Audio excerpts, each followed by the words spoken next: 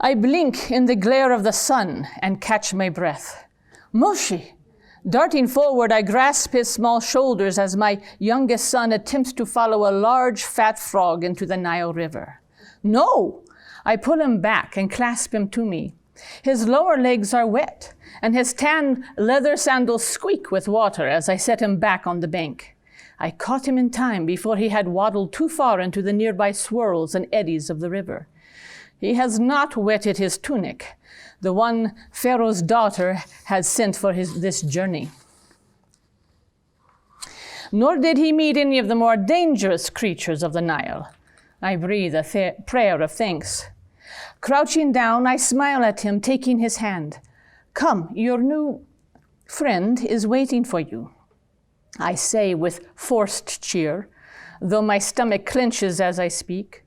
I have not seen Satanesu, the eldest daughter of the aging Pharaoh, since we had met on the bank of the Nile 3 years ago. I tighten my grip on Moshe's hand and lift the satchel containing his clothing as we continue to walk. The bulrushes we leave behind haunt my memories. They are not the same ones where I had left my son in the care of Adonai. But their rough stalks and leaves, swaying in the currents, bring back the images and emotions of that day. Miriam watched as I lifted the skirt of my halug and pulled it up between my legs, tucking the ends into the sash at my waist. Tugging off my sandals and dropping them onto the bank of the river, I took a deep breath and picked up the reed basket, wading into the thicket of bulrushes just a few steps away. Pushing the plants aside, I settled the basket inside the tangle of stalks and leaves, carefully wiggling it back and forth and giving it several tugs this way and that to make sure it held fast. While the river's currents flowed gently at the edge of the bank, I needed to assure myself that my little one would not drift away in the murky streams of the Nile. I raised the woven lid and held it above my sleeping baby, warding off the rays of the sun. Checking for signs of leaks in my handicraft, I observed there were none. I knew there would not be. I had tested the basket repeatedly in the Nile, a short distance from our house, weighing down its reed frame with rocks both heavier and lighter than my tiny son. It had always remained dry and stable, as it was now. I watched as my son, peaceful in sleep, rocked and swayed with the quiet flow of the river. One small hand opened and closed, his tiny tongue just peeking past his lips as he dreamed. I longed to touch the dark curls on his forehead and stroke his cheek, but I dared not risk waking him. My throat tightened and tears tingled in my eyes as one drop, then two, fell on the striped blanket that enfolded my little one. I swallowed back a sob and drew in a deep breath, wiping my eyes with the back of my free hand before more tears could fall. It was time to leave. Slowly I lowered the lid, twining the attached strings into the basket's weaving, lest a sharp wave or wind should jar it loose. Then I stood, breathing deeply, slowly, as I unclenched my hands and sought a peace I did not feel. Adonai, I prayed and sighed, but no more words came. He knew already the cry of my heart. I turned and waded the few steps to shore, my feet sloshing softly in the shallow water. Those were the most difficult steps I had ever taken. My body moved forward while my heart yearned for what lay behind. I felt torn in two. Reaching my sandals, I bent and pulled them on, breathing through my lips, steadying the pounding in my chest. Then, carefully, I loosened the edges of my halug, letting the thin wool material drift downward to cover my legs once more. I tugged at my sleeves, adjusted my sash, patted my veil, delaying the inevitable. I knew Miriam was watching. I could hear her soft breaths catching, her own heart aching with a sister's love. At last I looked up and gave a small smile. He is in Adonai's hands now, I said, though I could feel the tremor in my voice. She nodded. I know. Taking a deep breath, she raised her large brown eyes to mine. Ima, may I stay? Just for a while? I want to see what Adonai is going to do with my baby brother. My breath caught at her request, as my own heart would have liked nothing more than to wait and watch as well. But it was dangerous. Not far away stood tall sand-colored walls painted with Egyptian hieroglyphs. Pillars, carved and pointed, rested on either side of a large open doorway. I knew, though had never seen, that beyond that doorway were the gardens and palace of Sat Nesu and Ketef, Pharaoh's eldest daughter. In fact, the spot on which we stood was part of the palace property. It was not good for Hebrews to venture too close to Egyptian royalty. I licked my lips and replied, Miriam, it is unwise to remain here. Our little one is safe with Adonai, and the Mighty One has no need for our aid. We should leave. I glanced at the palace walls again, nervous, fearful. But Kia and Ibri come here often to search for fennel, cassia, and thyme. They grow wild up there. She pointed to the thick undergrowth and clustered sycamore trees that grew along the far side of the river path. I shook my head. Kia and Ipi are Egyptian, Miriam. You are Hebrew. It is not safe for you. She looked down and breathed out, then glanced at me through the corner of one bright brown eye. I raised an eyebrow. But you have been here before, haven't you? With Kia and Ipi. She nodded and looked up. I know where to hide, how to be quiet, Ima. And I do not believe the Egyptians will be bothered by one small Hebrew girl gathering herbs. They have never been angry before. I crossed my arms, about to demand how many times she and her Egyptian friends had come herb gathering, but thought better of it. If the servants had seen her before, perhaps... I raised my eyes to the pale blue sky, then sighed and nodded. Very well, but stay hidden, watch and see. But do nothing, say nothing. Yes, Ima. I placed one hand on her shoulder. You must not go to the basket. You must not move it nor come near. Not even if he cries. Do you understand, Miriam? Her young face grew sober and she nodded. I understand, Ima. Do not stay too long. I brushed my hand across my forehead, suddenly tired and heavy. I will walk the river path back to our house. Please, be very careful, my daughter. I do not think I could endure the loss of 2 children in one day. She wrapped her arms around me and gave me a quiet hug. Then with the strength of youth, she gathered her short halug and darted up the bank, across the river path, and into the bushes beyond. I began to walk away, slowly, wearily, as if a long, tight strand of woven cord pulled at me from behind. It pulled with each step.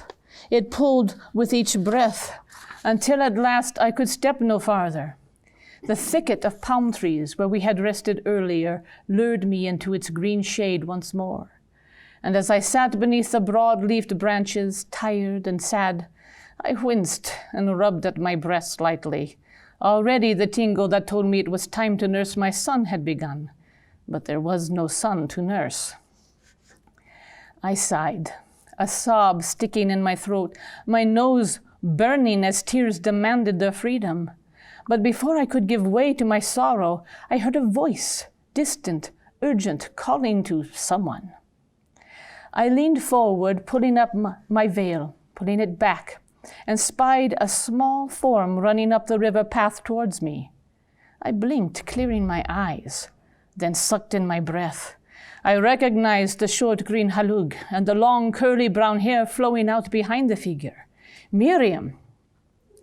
My weary body suddenly found new strength, and I leapt to my feet and darted out of the grove, racing back in her direction. It was not only the speed of my legs that caused my heart to thump furiously, but fear brought fresh energy to my feet.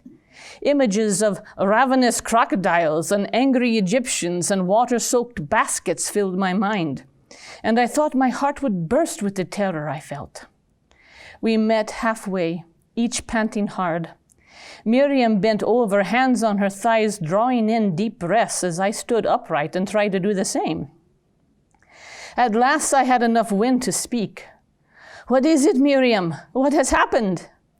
She must have heard the fear in my voice because she raised herself and panted out, "She found him!" This ruled out crocodiles and drowning, but my heart still trembled for fear of angry Egyptians.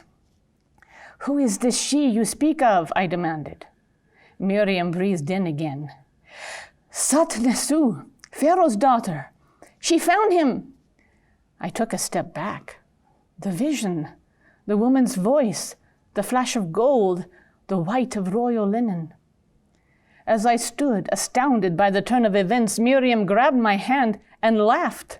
She went to the Nile to bathe, to cool in the heat of the day, and spied the basket.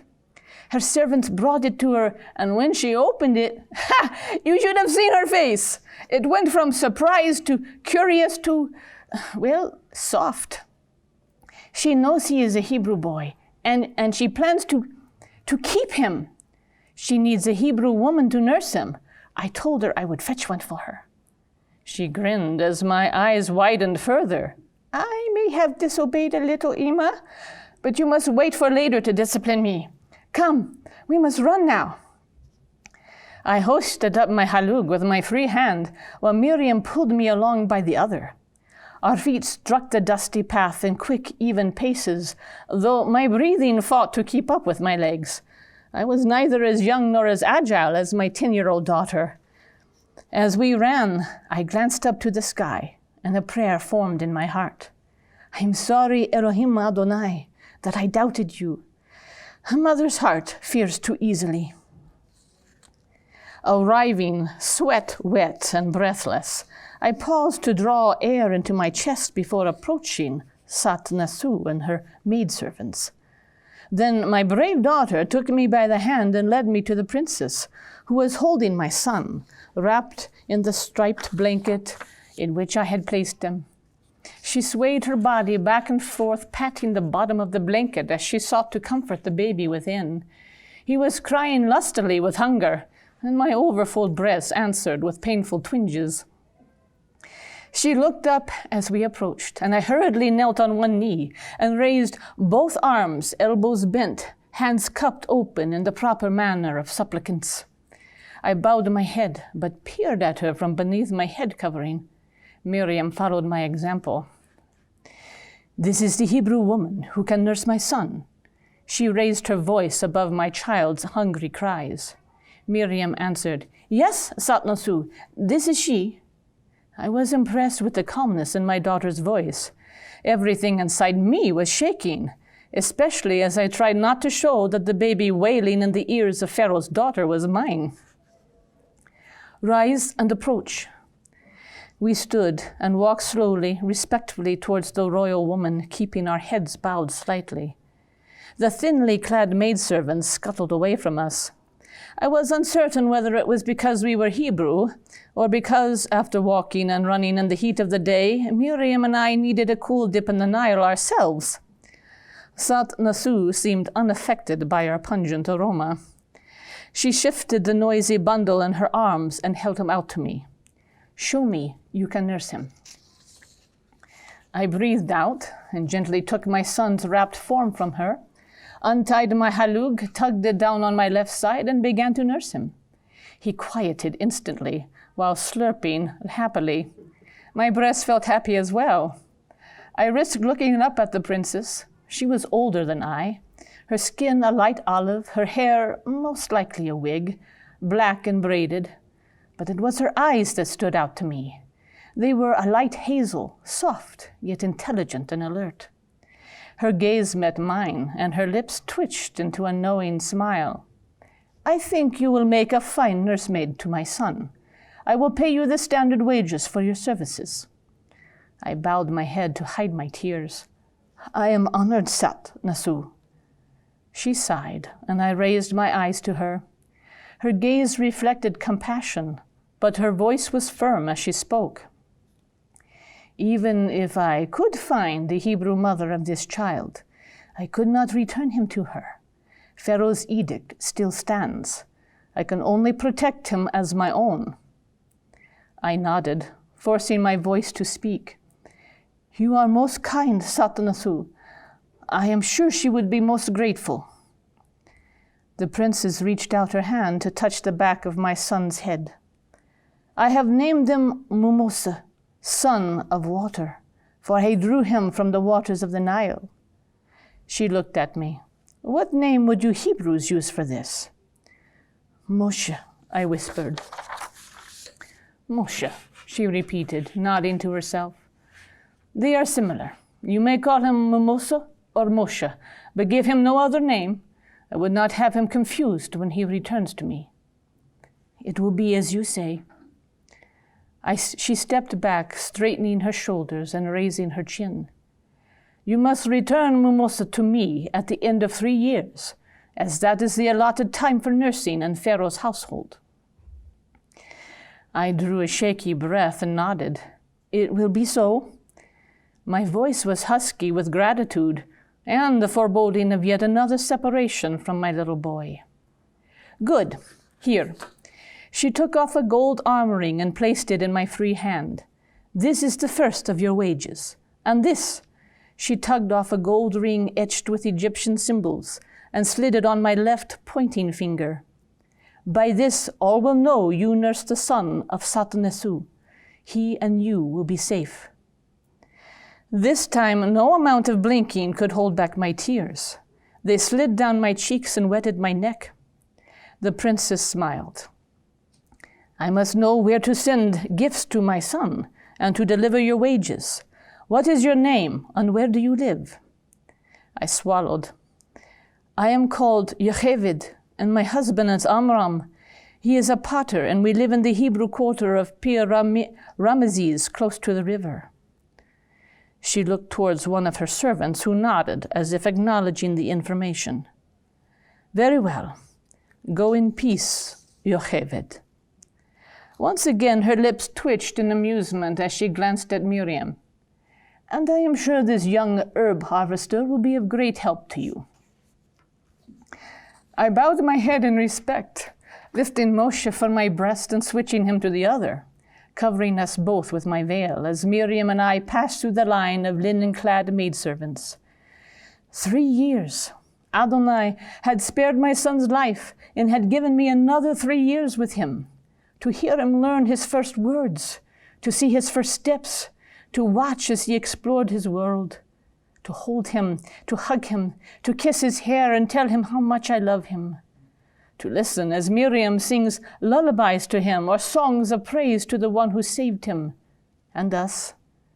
Somehow, even after all the walking and running and weeping and terror of the day, my heart found the joy to sing. My arms were heavy with the weight of my son, of her son, but my steps were light. Not so today. My steps slow of their own accord, as little Moshe and I turn the river's bend and spy the sand-colored walls and painted hieroglyphs of the palace of Sat-Nesu.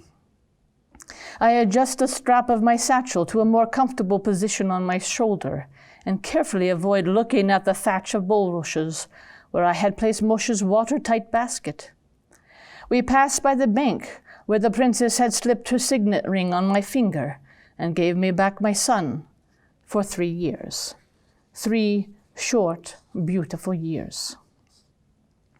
My slow pace eventually brings us to the huge post and lintel doorway that leads into the garden palace. I stop and close my eyes, breathing deeply, willing my heart to cease its weeping, lest my inward tears make themselves visible. I must not weep before my son, her son. He must feel safe and comfortable with his new mother. Moshe looks up at me, his brown eyes large and filled with awe at the size and beauty of the palace. I smile. This is where your friend lives, the one who has sent you many gifts, remember? You are going to stay with her for a while. You must call her Sat Nesu, or if she wishes, you may call her Mut. I do not explain to him that Mut is the Egyptian form of Ima, of mother. He would learn that soon enough. Taking another deep breath, I pass the heavy lintel, clutching close Moshe's hand.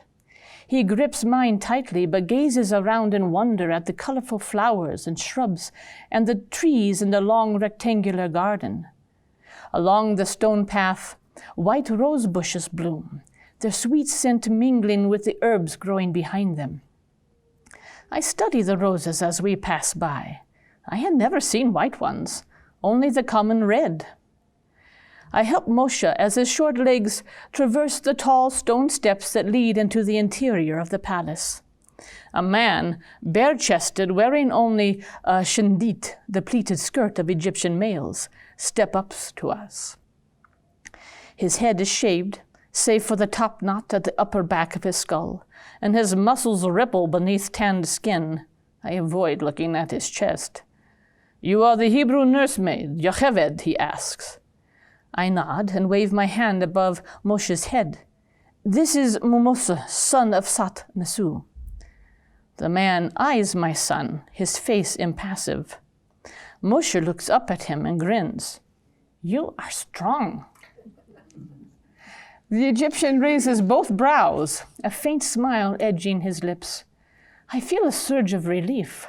Moshe has impressed the palace guard. He will have an ally in the palace. "Come, Sat Nasu awaits."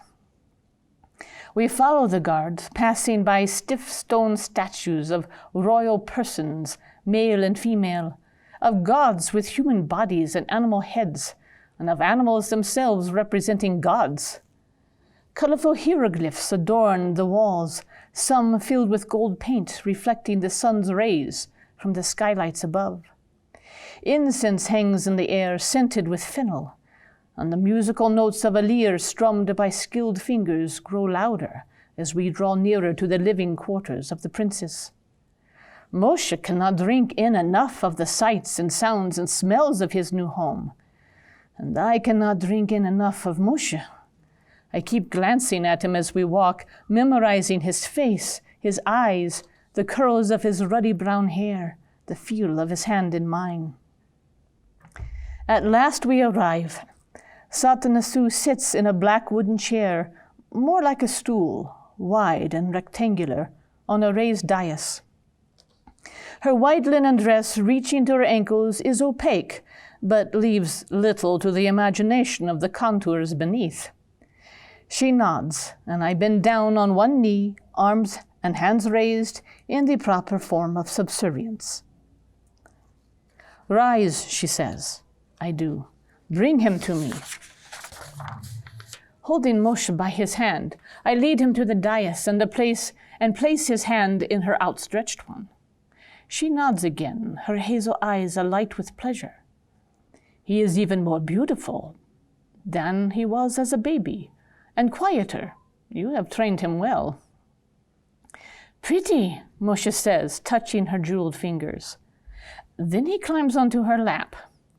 The princess looks surprised, and my stomach clenches in sudden fear. Then her face relaxes, and she smiles, touching his curls, running her finger down his cheek. Moshe imitates her gestures, touching her face and smiling. I try to look pleased, but my heart is weeping. Sat Nasu breaks her gaze from Moshe and fixes those hazel eyes on me. "You have done your part, Jochebed.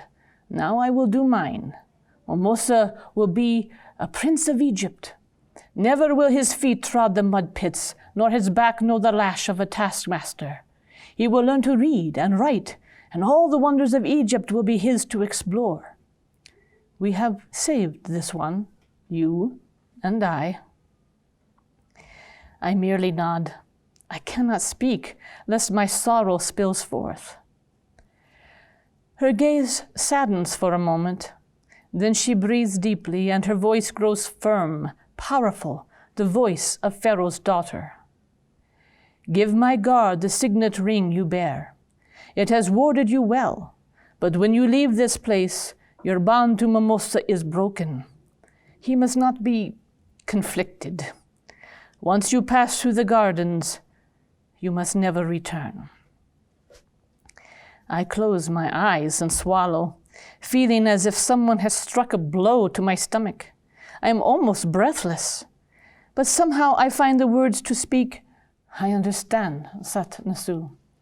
I pull the ring from my finger and hand it to the guard. Then I tug the satchel from my shoulder.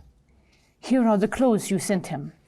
I hand the satchel to the guard as well, and wait, eyes on the floor. Go in peace, Jochebed. I breathe in and raise my eyes to the seated princess. Moshe stares back at me from her lap, a small light of concern in his brown eyes.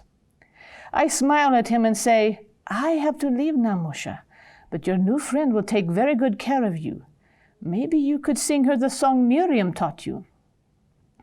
His eyes light up and he begins singing a rather silly song about a mule that barks instead of brays.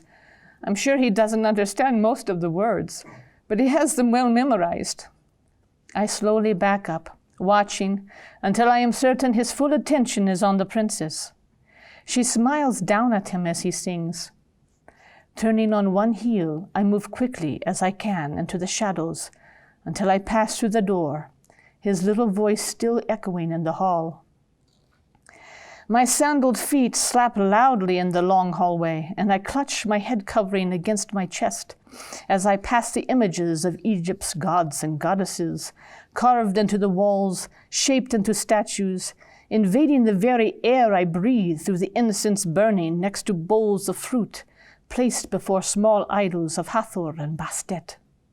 I cough, my stomach twisting, and dash for the open entry in its porch. The fresh air clears my throat, but my stomach continues to churn. Stumbling down the steps to the garden path, I find a bench shadowed by neatly trimmed sycamore trees and sit wearily upon it. Once I leave the garden, I can never return. I shiver and close my eyes, burying my face in my hands. Oh, Adonai, what have I done? I whisper. I draw a deep breath, lifting my face to the sky. How would he know you? That palace, this land, this entire kingdom is filled with strange gods, gods who hate your people. And I have given my son to Pharaoh's daughter to raise, a prince of Egypt. I groan and cover my face again.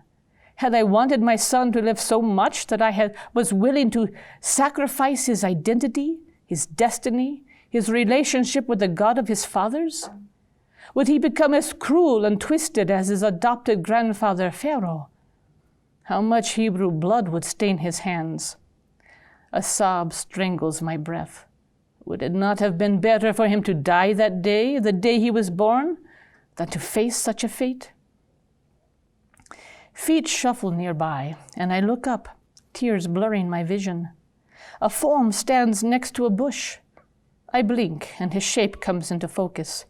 An old man holds a white rose in his gnarled hands. His head is shaved, his wrinkled chest sun-browned, his shadit dirty and faded, his feet bare and etched with soil. He glances up at me and points to the rose he is holding. Do you know where white roses come from? He speaks Hebrew, though his voice sounds like gravel and is heavily tinged with an Egyptian accent.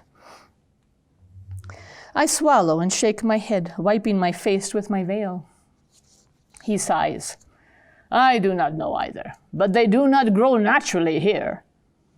He bends down with a bronze knife and slices through a slender stem midway up from the root. These beautiful roses were grafted onto our native red rose bush 3 years ago. He straightens and stretches his back. The daughter of Pharaoh wanted white roses. Snorting, he shakes his head and bends down again to snip another slender stem. You see these? He points to a collection of several severed stems. These spring from the rootstock of the bush, and if they are not trimmed back, and if they pass the graft, he points to a knobby part on the stalk, then the daughter of Pharaoh will awaken one day to find her garden filled with red roses. He turned his grizzled features towards me. "You can fool the top of the bush, but the roots always know. The bush has a way of remembering its roots, and unless I snip and trim and snip and trim, the bush will return to what it has always meant to be, a red rose." He sniffs and saunters off down the path to examine another bush. I sit there a moment, too confused and stunned to think. Then suddenly I begin to understand, and slowly a small smile comes to my lips. I raise my face to the sky and close my eyes. In my mind I speak. "Elohim, God of our people, you spoke to Abraham and showed him the stars of the sky and the sands of the seashore. You spoke to Israel and revealed to him a stairway to your throne. And now, in your mercy, you have spoken to me, and you have shown me a rose bush. Surely you have not forgotten us in the land of our bondage, and surely you will not forget Moshe." I stand a moment, letting the warmth of the sun burn the chill from my bones. Then I move down the path to the post and lintel opening. I pause and look back. The old gardener is nowhere to be seen. For one moment longer I hesitate. "My son is in your hands, Adonai, and I must leave him there." Taking a deep breath, I cross the threshold and begin walking the river path to my home, to Amram and Miriam and Haran. The arms that have carried my youngest son feel too light. The heart that has loved him so deeply feels too heavy. But my spirit that has always known he was chosen for a special destiny is at last at peace.